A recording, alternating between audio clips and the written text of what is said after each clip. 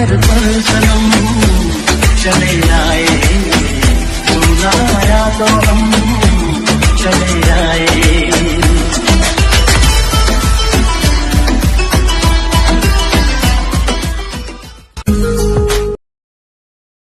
Hello बच्चों, कैसे हो? सब बढ़िया है ना? गुड। तो देखिए, आज हम एक्टिव वॉइस से पैसिव वॉइस कैसे बनाते हैं, ये मात्र आप 2 सेकंड में सीख जाओगे। मैं सिखा के छोड़ूंगा आपको। और ये जो सारणी आप देख रहे हो ना आपके सामने, ये मात्र 5 सेकंड में आप सीख जाओगे। फिर आपको किसी प्रकार की दिक्कत नहीं रहेगी। चाहे किसी भी टेंस का आपको एक्टिव वॉइस दो, आप तुरंत देखते ही पैसिव वॉइस बना दोगे। और इसके साथ मैंने अंत में कुछ प्रैक्टिस वाले क्वेश्चन लिए हैं जो एग्जाम में पूछे गए हैं, तो आप उन्हें भी जरूर देखें। अब इस टेबल पर हम थोड़ी देर में डिस्कस करेंगे। अभी उससे पहले एक दो बातें आप ध्यान रखें। देखिए, ये टॉपिक आप पूरा देख रहे हैं तो गारंटी है कि पूरे नंबर तो आपको मिलने ही हैं। और इस टॉपिक पर मैंने एक फुल वीडियो बनाया हुआ है 1 घंटे का। यदि आपने नहीं देखा है तो देख लीजिए। आपके डिस्प्ले पे ऊपर भी जो है वहां शो हो रहा है, आप वहां क्लिक करके भी देख सकते हैं। तो देखिए, वॉइस क्या होता है? वॉइस क्या है? एक वर्ब का फॉर्म है, यानी क्रिया का रूप है, जिसके 2 प्रकार होते हैं। एक तो एक्टिव वॉइस, दूसरा होता है पैसिव वॉइस। एक्टिव का मतलब होता है जब हमारा सब्जेक्ट जो है किसी कार्य को करे, यानी एक्टिव हो। और पैसिव का मतलब क्या होता है? पैसिव में क्या होता है? जब सब्जेक्ट हमारा कैसा हो, एक्टिव नहीं हो, यानी जबकि सब्जेक्ट के ऊपर ही कार्य किया गया हो। बात क्लियर हो गई? अब हम पैसिव वॉइस क्यों बनाते हैं? जब देखिए किसी सेंटेंस में किसी ऑब्जेक्ट को हमें महत्व देना हो, क्लियर है, या फिर सब्जेक्ट नहीं दिया गया हो, या ये बताने की जरूरत नहीं कि कार्य किसने किया है, इस सेंस में हम पैसिव वॉइस का यूज करते हैं। अब आप एक्टिव वॉइस की संरचना देख लें। देखिए, किसी भी सेंटेंस में सब्जेक्ट, वर्ब और ऑब्जेक्ट, यही तो खेल होता है। ठीक है, अब आप इसको पैसिव वॉइस कैसे बनाओगे? यहाँ जो ऑब्जेक्ट आता है इसको तो आप सब्जेक्ट बना दोगे, और ये जो आपका सेंटेंस दिया है इसके टेंस के अकॉर्डिंग और इस सब्जेक्ट के अनुसार आप यहाँ हेल्पिंग वर्ब का चूज करोगे। और ध्यान रखिएगा, पैसिव वॉइस में टेंस में वर्ब की थर्ड फॉर्म का यूज किया जाता है। तो यहाँ जो वर्ब आएगी उसकी आपको थर्ड फॉर्म लगानी है। इसके बाद यहाँ जो सब्जेक्ट है इसको आप यहाँ ऑब्जेक्ट बना दोगे और उससे पहले बाई का यूज करोगे। अब एक सिंपल एग्जांपल ले लो। आई बॉट ए पेन। मैंने एक पेन खरीदा या मैंने एक कलम खरीदी। अब आप इसको बनाओ। ए पेन यहाँ पे क्या है? ऑब्जेक्ट था, इसको बना दिया सब्जेक्ट। और यहाँ जो है हमने वाज का यूज किया क्योंकि ये जो है पास्ट इंडेफिनेट का है। इसके साथ वाज का यूज होता है। वर्ब की थर्ड फॉर्म आ गई, फिर बाई और आई का बन गया मी। इसको मैं समझाऊंगा, केवल यहाँ पे मैंने केवल एक एग्जाम्पल दिया है। तो एक पेन मेरे द्वारा खरीदा गया। अब देखिए यहाँ पे क्या है, मैंने एक पेन खरीदा, तो पेन खरीदने का कार्य मैं कर रहा हूँ, यानी सब्जेक्ट कर रहा है, तो ये एक्टिव है। और यहाँ पे जो है ना, एक पेन को ज्यादा इंपॉर्टेंस दिया है, यानी ऑब्जेक्ट को ज्यादा महत्व दिया गया है। इसलिए एक पेन खरीदा गया मेरे द्वारा, या एक पेन मेरे द्वारा खरीदा गया। हम सीधा यूं भी बोल सकते थे कि एक पेन खरीदा गया, और हम ये भी नहीं बताते कि किसके द्वारा खरीदा गया। तो यहाँ जो है ऑब्जेक्ट को इंपॉर्टेंस दिया जाता है पैसिव वॉइस में। क्लियर? अब अभी मैंने कहा था सब्जेक्ट को हम ऑब्जेक्ट बनाएंगे, ऑब्जेक्ट को सब्जेक्ट। तो थोड़ा सा इसको देख लो। यदि आपका सब्जेक्ट आई है तो मी बना दोगे, यदि ऑब्जेक्ट मी है तो आई। वैसे ही वी का अस में, यू का यू में, ही का हिम में, सी का हर में, दे का देम में और इट का इट में। इस प्रकार इनको जो है सब्जेक्ट से ऑब्जेक्ट और ऑब्जेक्ट से सब्जेक्ट बना दोगे। क्लियर? अब आ जाओ भैया इस पे जिसका हम इंतजार कर रहे थे। तो देखिए, अभी आप समझिए, ये एक्टिव वॉइस में है। तो अब पैटर्न तो ये कहता है कि आपको टेंस आने चाहिए, लेकिन कोई बात नहीं, यदि नहीं भी आ रहे हैं तो भी आप यहाँ सीख जाओगे। देखिए, एक्टिव वॉइस में प्रेजेंट इंडेफिनिट में क्या होता है, हम वर्ब की फर्स्ट फॉर्म यूज करते हैं V5। V5 का मतलब है कि हम वर्ब के साथ एस या ईएस लगाते हैं जब हमारा सब्जेक्ट कैसा हो, सिंगुलर हो। और यदि नेगेटिव है तो आप डू डज का यूज करके नॉट लगाते हैं, फिर वर्ब की फर्स्ट फॉर्म। तो प्रेजेंट इंडेफिनेट में आपको क्या करना है, जब प्रेजेंट इंडेफिनेट का एक्टिव वॉइस दो तो पैसिव वॉइस बनाते समय इसके सब्जेक्ट के अनुसार आप इज एम आर का यूज करें। और ध्यान रखें, पैसिव वॉइस में वर्ब की थर्ड फॉर्म तो सभी के साथ आनी है। यदि प्रेजेंट कंटिन्यूअस का है तो ये जानते हो आप, ये स्ट्रक्चर होती है इज एम आर के साथ वर्ब की फर्स्ट फॉर्म में आईएनजी लगता है। तो यहाँ क्या करना है, इज एम आर तो आएगा ही, आपको केवल बीइंग जोड़ना है और फिर ये वर्ब की थर्ड फॉर्म लगानी है। प्रेजेंट परफेक्ट में क्या करना है, हैज हैव आपको दिया होता है, वर्ब की थर्ड फॉर्म होती है, तो यहाँ केवल आपको बीइंग जोड़ना है और बाकी तो वैसे ही रहेगा। पास्ट इंडेफिनेट में वर्ब की सेकंड फॉर्म आती है और यदि नेगेटिव है तो डिड के साथ फर्स्ट फॉर्म आती है। ठीक है, इसका पैसिव वॉइस बनाओगे तो वाज वर लगा और फिर वर्ब की थर्ड फॉर्म लगा दो। पास्ट कंटिन्यूअस में क्या होता है, वाज वर दिया होता है और वर्ब की फर्स्ट फॉर्म के साथ आईएनजी होता है। तो पैसिव वॉइस में क्या करोगे, वाज वर तो होगा ही आपका और उसके साथ बीइंग लगा दोगे। पास्ट परफेक्ट में क्या होगा, हेड के साथ वर्ब की थर्ड फॉर्म दी हुई होती है, तो यहाँ क्या करोगे, केवल आपको हेड के साथ बीन लगा देना है, वर्ब की थर्ड फॉर्म हो जाएगी। फ्यूचर इंडेफिनेट में सेल या विल और इसके साथ वर्ब की फर्स्ट फॉर्म होती है, तो आजकल मॉडर्न इंग्लिश में हम विल का ही यूज ज्यादा करते हैं। कोई बात नहीं, आप दोनों में से किसी का यूज करो, आई और वी के साथ हम सामान्यतः सेल का यूज करते हैं। तो यहाँ पे इस हेल्पिंग वर्ब के साथ आप बी लगा दो और वर्ब की थर्ड फॉर्म आपका बन गया पैसिव वॉइस। फ्यूचर परफेक्ट में सेल हैव या विल हैव का यूज करते हैं, वर्ब की थर्ड फॉर्म आती है टेंस में, तो इनके साथ आपको बीन लगा देना है, वर्ब की थर्ड फॉर्म जोड़ देनी है। अब देखिए कॉन्सेप्ट कितना सिंपल हो गया ये। अब आपको यदि किसी भी टेंस का एक्टिव वॉइस दे दिया जाए तो आप पैसिव वॉइस बना सकते हो ना। अब ट्रिक क्या है ये समझिए आप, देखिए बहुत सिंपल कॉन्सेप्ट है। ट्रिक क्या है, जहां भी कंटिन्यूअस टेंस है तो आपको पता है कि टेंस में वर्ब के फर्स्ट फॉर्म के साथ आईएनजी आती है, तो वहां भैया आप हेल्पिंग वर्ब लगा के बीइंग जोड़ देना है। अब देखिए ये प्रेजेंट कंटिन्यूअस था, हमने हेल्पिंग वर्ब के साथ बीइंग जोड़ा। ये हमारा पास्ट कंटिन्यूअस था, हेल्पिंग वर्ब के साथ बीइंग जोड़ दिया। तो एक कॉन्सेप्ट तो ये क्लियर कि यदि हमारा एक्टिव वॉइस में आईएनजी फॉर्म यूज होता है तो फिर आप उसके साथ उसमें जो है जब पैसिव वॉइस बनाओगे तो बीइंग का यूज कर दोगे। क्लियर। दूसरा क्या है, जिस टेंस में आपने हैज हैव और हैड का यूज हो रहा है उनके साथ इस हेल्पिंग वर्ब के साथ आपको बिन लगा देना है। जैसे प्रेजेंट परफेक्ट में हैज हैव का यूज करना है तो आपको बिन लगा देना है। यहाँ पास्ट परफेक्ट में हैड का यूज हो रहा है तो आपको बिन लगा देना है। फ्यूचर परफेक्ट में भी यहाँ हैव का यूज होता है तो आपको बिन लगा देना है। तो कॉन्सेप्ट क्लियर हो गया ना। यदि वर्ब की आईएनजी फॉर्म है तो उसके साथ आपको बीइंग लगाना है जब पैसिव वॉइस बनाना है, और यदि आपको हैज हैव और हैड दिया है टेंस में तो आपको बी डबल ई एन लगाना है। अब बचे हमारे तीन, क्या, प्रेजेंट इंडेफिनेट, तो ध्यान रखो इज एम आर लगाते हैं, पास्ट इंडेफिनेट में वाज वर लगाते हैं, और फ्यूचर इंडेफिनेट में सेल विल तो है ही, केवल आपको बी का यूज करना है। क्लियर है। बाकी बचे चार टेंस तो उनका जो है एक्टिव से पैसिव वॉइस मॉडर्न इंग्लिश में नहीं बनाया जाता है। इसकी फोटो ले लो, क्लिक करो। अब आ जाइए मैं आपको कुछ एग्जाम्पल ले लेता हूं, जैसे सी राइट्स ए लेटर, तो इसका मतलब वह एक पत्र लिखती है। राइट्स यहाँ पे आया है तो टेंस आप पहचानिए पहले किसका है, प्रेजेंट इंडेफिनेट का, क्योंकि ये सिंगुलर सब्जेक्ट है और इसके साथ वर्ब में एस या ईएस हम लगाते हैं। अब आपको दिक्कत कहाँ आती है भैया ऑब्जेक्ट पहचानने में, तो देखिए एक सिंपल सा तरीका है, क्या आप वर्ब से क्या लगाकर क्वेश्चन पूछ लो या किसे लगाकर, यानी कि या तो व्हाट या फिर whom, इससे आप क्वेश्चन करो आपको ऑब्जेक्ट मिल जाएगा। और वैसे सामान्यतः हम देखें तो वर्ब के बाद ही ऑब्जेक्ट आता है। क्लियर है। तो ये हमारा जो है सब्जेक्ट हुआ सी, कार्य क्या हो रहा है, लिखने का वर्ब हो गई, और ये हमारा ऑब्जेक्ट। अब आप प्रश्न करो सी राइट्स ए लेटर, यानी वह क्या लिखती है, आपने क्या बनाकर क्वेश्चन किया वर्ब के साथ, तो ए लेटर आपको मिल जाएगा इसका आंसर। तो ये जो आंसर है यही आपका क्या है, ऑब्जेक्ट है। अब आप क्या करोगे, इस ऑब्जेक्ट को तो बना दो सब्जेक्ट, और प्रेजेंट इंडेफिनेट का मैंने कहा इज एम आर का यूज करना है।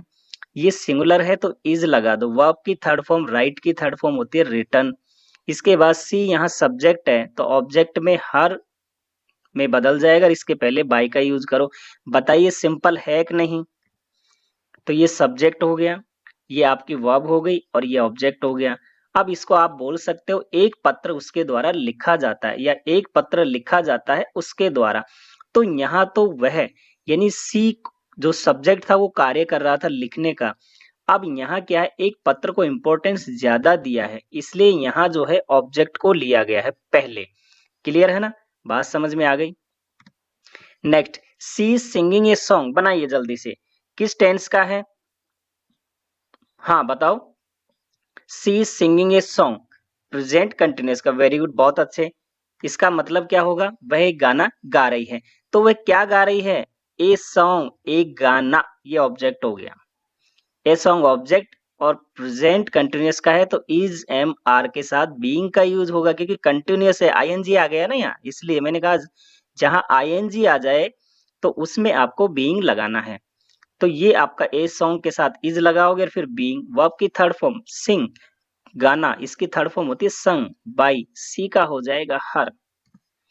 तो एक गाना उसके द्वारा गाया जा रहा है, बन गया भैया passive voice. I have bought A car, मैंने एक कार खरीदी है। तो हैव के साथ थर्ड फॉर्म है, मतलब कि प्रेजेंट परफेक्ट का है। तो क्या करना होगा? हैव आया है ना, तो आप क्या करोगे? इसमें बीन हो जाएगा, बी डबल ई एन, बनाओ। ऑब्जेक्ट हो गया, उसने क्या खरीदी? ए कार, ए आपका ऑब्जेक्ट हो गया, सिंगुलर है, हैज का यूज होगा, फिर आप बीन लगा दो, और वर्ब की थर्ड फॉर्म तो इसमें आती है परफेक्ट में, तो बाई और आई का हो जाएगा मी। क्लियर? तो एक कार मेरे द्वारा खरीदी गई है। Next, Ravi stall my pen, मतलब रवि ने मेरा पेन चुराया।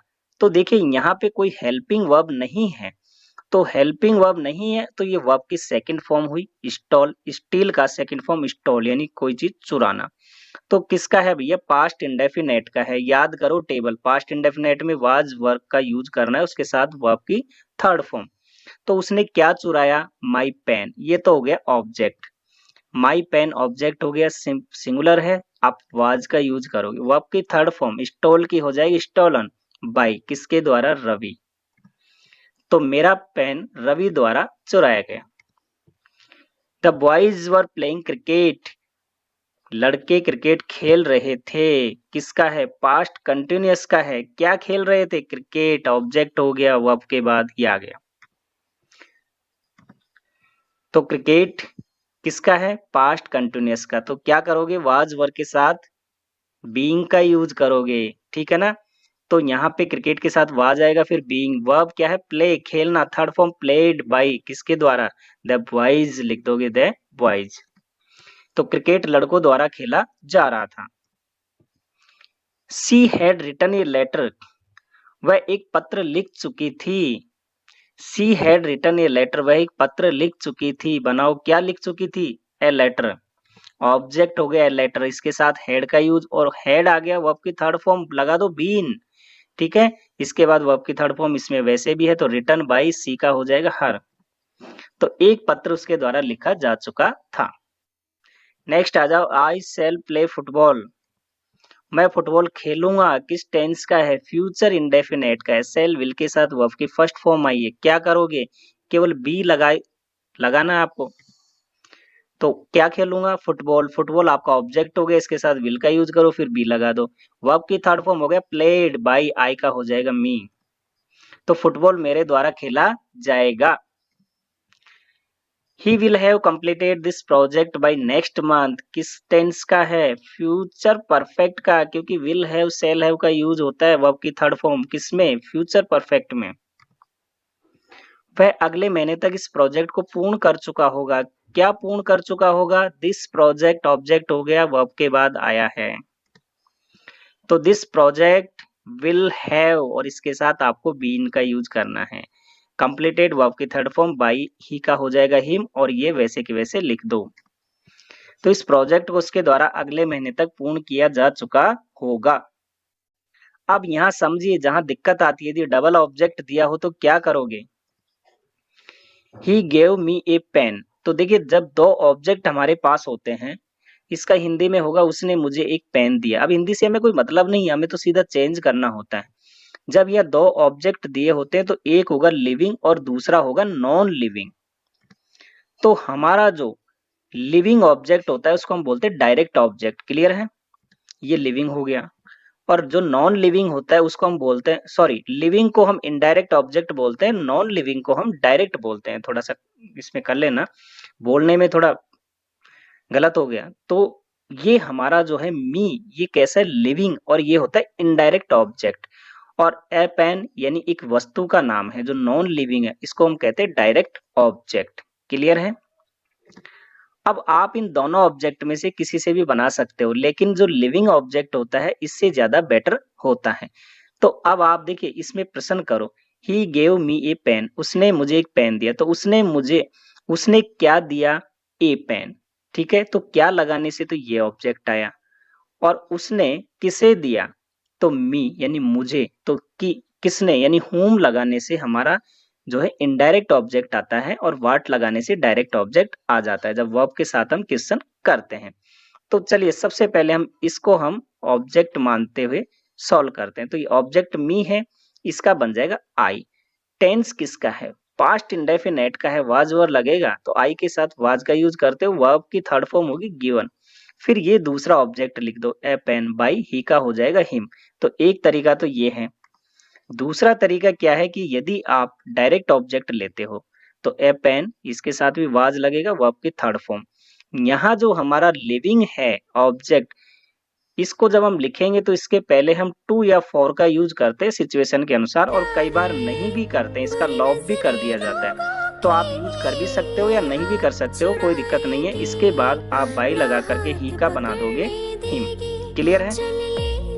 तो यहाँ ये जो टू आता है ये अंडरस्टूड रहता है। अब आपका प्रैक्टिस सेट आ गया। यहाँ पे देख लीजिए आप, क्वेश्चन है कुछ जो एग्जाम में पूछे गए। The farmer prepared the field. तो देखिए फार्मर है, प्रिपेयर्ड है, वर्ब है, द फील्ड ऑब्जेक्ट है। प्रिपेयर्ड यानी वर्ब की सेकंड फॉर्म है, तो ये टेंस हुआ हमारा, क्योंकि इसके साथ और कोई हेल्पिंग वर्ब तो है नहीं। तो पास्ट इंडेफिनेट का हो गया भैया, वाज वर लगा, तो ऑब्जेक्ट पकड़ो यहाँ पे द फील्ड। तो आपका क्या आएगा? द फील्ड सिंगुलर है तो वाज के साथ थर्ड फॉर्म आएगी। तो यहाँ पहले आप देख लो वाज के साथ, तो यहाँ तो वर है, इसको तो हटा दो आप, है ना? क्या करोगे? यहाँ तो वर आया है तो ये तो आपका आंसर ही नहीं होगा। यहाँ भी वर आ गया, ये भी आंसर नहीं होगा। यहाँ वाज तो आया है लेकिन इसके साथ बीइंग आया है, तो बीइंग तो होगा ही नहीं। क्यों? क्योंकि ये पास्ट इंडेफिनेट का है। तो ये आपका हो सकता है। देखिए द फील्ड ऑब्जेक्ट हो गया, इसके बाद वाज, फिर प्रिपेयर्ड बाय द फार्मर, तो ये आंसर आपका क्लिक हो गया। तो सेकंड का काम था। Next, Sharma was cleaning the house. तो यहाँ पे देखिए द हाउस आपका ऑब्जेक्ट है, ये हो गया वाज, और यहाँ क्लीनिंग आया है वर्ब की फर्स्ट फॉर्म में आईएनजी। तो ये हमारा पास्ट कंटिन्यूअस का है, और पास्ट कंटिन्यूअस में हमने क्या बताया कि वाज वर्ब के साथ बीइंग का यूज होता है। तो द हाउस है, सिंगुलर है, तो वाज के साथ बीइंग का यूज होगा। अब आप देख लीजिए वाज के साथ बीइंग कहाँ रहा है, केवल एक ही तो ये है हमारा ऑप्शन जिसमें वाज के साथ बीइंग आ रहा है। तो आपको कुछ करना ही नहीं, डायरेक्ट आंसर मिल गया। द हाउस आपका ऑब्जेक्ट था, सब्जेक्ट बना दे इसके साथ वाज, फिर बीइंग, और ये क्लीन का हो जाएगा clean, third form by Sharma. Answer हो गया, ये लो देखते ही। Next, I bought a new shirt last week. तो क्या है? न्यू शर्ट खरीदी, ऑब्जेक्ट हो गया बॉट, यानी इसके पहले कोई हेल्पिंग वर्ब नहीं है, तो पास्ट इंडेफिनेट का है। ठीक है ना? अब पास्ट इंडेफिनेट में आप क्या करोगे? वाज वर्ब के साथ थर्ड फॉर्म आती है केवल, तो ए न्यू शर्ट सिंगुलर है तो वाज के साथ केवल थर्ड फॉर्म आएगी। अब आप देखिए ये तो कॉमन है। अब आप पहले यहाँ देख लो, वाज इसमें भी आया है एक तो, और थर्ड फॉर्म भी आई है, वाज इसमें भी है और थर्ड फॉर्म भी है, बाकी तो वैसे ही हट गए ये। तो अब क्या दिक्कत है? Last week a new shirt was bought by I, और last week a new shirt was bought by me. तो ये क्यों नहीं होगा? क्योंकि यहाँ आई जो सब्जेक्ट था ना, तो यहाँ ऑब्जेक्ट के रूप में बदलना था, तो मी आना था, इसलिए ये तो हो गया गलत। तो सही क्या होगा? ये वाला। तो हो गया हमारा थर्ड सही। एक और एग्जाम्पल ले, the gatekeeper refuse him admittance. तो अब यहाँ पे देखिए दो दो ऑब्जेक्ट है, हिम भी है और एडमिटेंस भी है, कि उसने प्रवेश से मना किया। ठीक है, तो किसे? उसे। किस लिए? तो प्रवेश के लिए। अब आप यहाँ पे देखिए, कोई आप इसमें से और इसमें से किसी को भी ऑब्जेक्ट बना सकते हो।